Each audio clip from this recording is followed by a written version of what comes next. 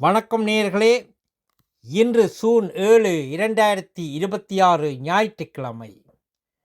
Norway Tamil முற்றச் செய்திகளுடன் Qadir.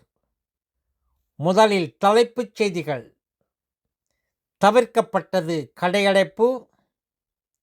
Iran ஒப்பந்தம் குறித்து டொனால்ட் ட்ரம்ப் திட்டவட்டம். தேசிய வரவு செலவு திட்டத்தில் உடன்பாடு.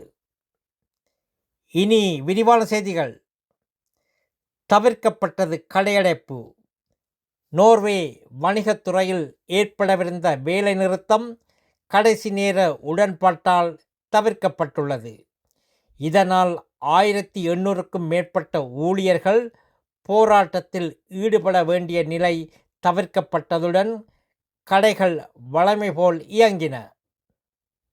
ஈரான் ஒப்பந்தம் குறித்து டொனால்ட் ட்ரம்ப் திட்டவட்டம்.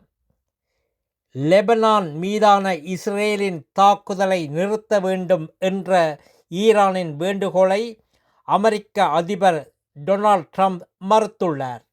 மேலும் அமெரிக்காவில் முடக்கப்பட்டுள்ள ஈரான் நிதியை விடுவிக்க வேண்டும் என்ற வேண்டுகோளையும் அவர் ஏற்கவில்லை. தேசிய வரவு செலவு திட்டத்தில் உடன்பாடு. நோர்வேயின் முதன்மை அரசியல் கட்சிகள் புதிய வரவு செலவு திட்டத்தில் இணக்கம் கண்டுள்ளன.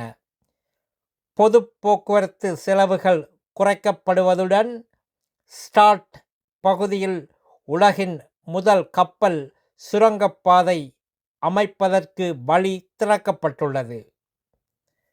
நல்லது நேயர்களே, மேலும் செய்திகளுக்கு நோர்வே தமிழ் முகநூல் பக்கத்தையும் இணையதளத்தையும் பாருங்கள். உலகெங்கிலும் தமிழ், நம் உணர்வெங்கிலும் தமிழ்.